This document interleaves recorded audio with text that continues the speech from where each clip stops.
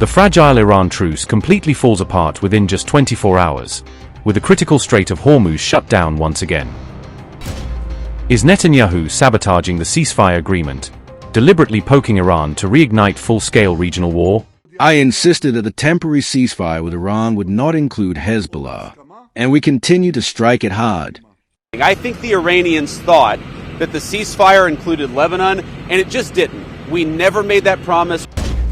Tehran flexes its strategic muscle as a deadly Israeli assault rocks southern Lebanon in brutal retaliation. Israel launches over 100 devastating attacks in just 10 minutes, leaving more than 100 dead across Lebanon. The US and Iran clash fiercely over completely different versions of the ceasefire agreement terms and conditions. Vice President Vance backs Netanyahu's version unequivocally as Iran draws a firm red line over the Beirut bombardment. Less than 24 hours after the US announced a ceasefire with Iran, Iranian state media reported that the Strait of Hormuz had been shut down again, reversing a key condition of the truce. The complete and safe reopening of the strait was President Trump's stated condition for the two-week ceasefire, tying the pause in US strikes directly to the free passage of oil shipments. The stunning move came less than 24 hours after the US and Israel publicly backed the truce talks with Iran on March 7th to 8th, raising immediate questions about the deal's stability. The closure happened despite earlier indications that Iran would reopen the vital shipping route as part of the broader agreement, at least for the duration of the two-week pause. On the night of March 8th to 9th, Iran's press TV reported that an oil tanker was turned away near the strait, underscoring the tightening of maritime controls in the region. The tanker, named Aurora, made an abrupt 180-degree turn at sea and instead returned toward the Persian Gulf rather than continuing through the strait. The US government has stated that the Aurora is a sanctioned vessel, alleging it is used to transport Iranian oil outside the usual commercial channels. According to reports citing the semi-official Fars news agency, Iran's decision to close the strait was framed as a response to Israeli military operations in Lebanon, not solely to the ceasefire terms. Israel has intensified its strikes on Lebanon in recent days, saying it is targeting Hezbollah positions and infrastructure linked to Iranian support. Reports indicate that Israel launched around 100 suspected strikes on Lebanese territory within a 10-minute window on April 8, suggesting a concentrated, high-intensity campaign. These strikes in Lebanon have reportedly killed over 110 civilians and wounded more than 800 others, drawing sharp condemnation from humanitarian groups. Israeli Prime Minister Benjamin Netanyahu and US Vice President J.D. Vance have both stated that the America-Iran truce does not apply to Lebanon. The situation has highlighted growing disparities between the sides over whether the ceasefire includes the Lebanon front or only applies to Iran directly. Israeli Prime Minister Benjamin Netanyahu and US Vice President J.D. Vance have both stated that the America-Iran truce does not apply to Lebanon, treating Hezbollah as a separate conflict. In his public remarks, Netanyahu also warned that Israel could resume full-scale war with Iran at any moment in order to complete the original war goals. I think the Iranians thought that the ceasefire included Lebanon, and it just didn't. We never made that promise. We never indicated that was going to be the case. What we said is that the ceasefire would be focused on Iran, and the ceasefire would be focused on America's allies, both Israel and the Gulf Arab states.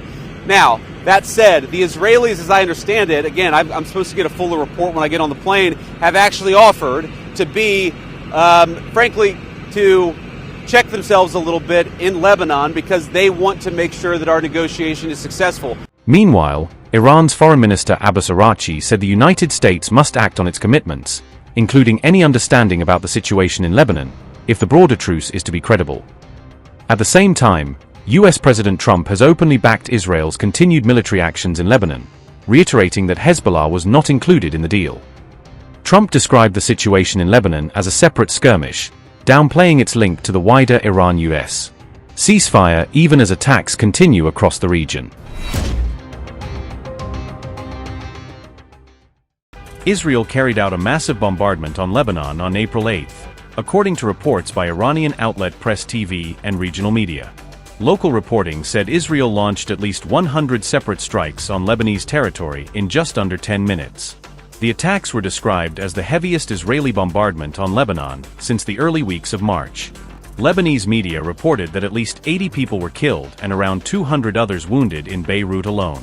Israel also struck densely populated areas including Saida, Nabatea, and parts of the Bekaa region, according to Al Mayadeen and other outlets. Hospitals across Lebanon issued urgent calls for blood donations as casualty numbers mounted and facilities became overwhelmed. The Israeli military said Hezbollah has vacated much of its traditional stronghold in Beirut's southern suburbs, known as Dahia. According to the IDF, the group is repositioning toward northern Beirut and into more mixed residential areas in the city. The IDF attacked hundreds of Hezbollah terrorists in a surprise strike at headquarters throughout Lebanon. This is the largest concentrated blow Hezbollah has suffered since the Pagers operation.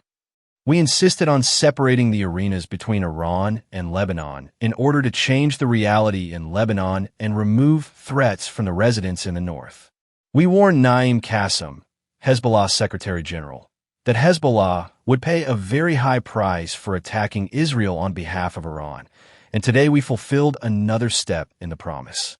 Also, the personal turn of the terrorist Naim Qassem will come. IDF forces continue to operate vigorously in Lebanon to ward off threats and thwart Hezbollah's capabilities, in accordance with the policy we have established. We promise to bring security to the residents in the north, and that is exactly what we will do.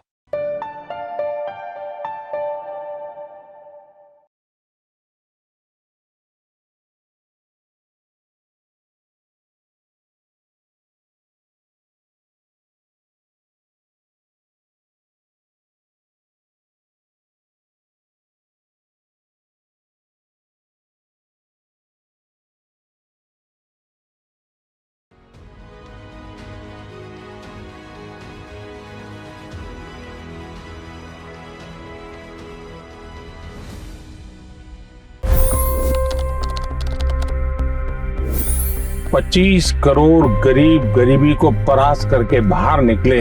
For the good of our nation, let's work together and let's truly make America great again. The fastest news breaks. Requested PM saying that look, you will have to speak to Putin and to Zelensky. The biggest news makers. The relationship with India is probably the most important bilateral relationship the U.S. will have for the rest of this century. The capital delivered quite an election result today. Expert analysis. The million-dollar question today is how to stop this dance of death. Ground reports. I'm standing at the crossroad of the Kumbh Mela. Behind me are more than 100 entry ghats. Long-form interviews. Exclusionary politics is reflected in Manipur case as well. You don't bother because this is a small state. Deep dive into burning issues. It's often said DRC could be the richest country in the whole world. It's because of what sits underneath. Why exactly did the US topple the Sheikh Hasina government?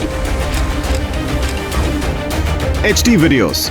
We don't just break news, we break it down.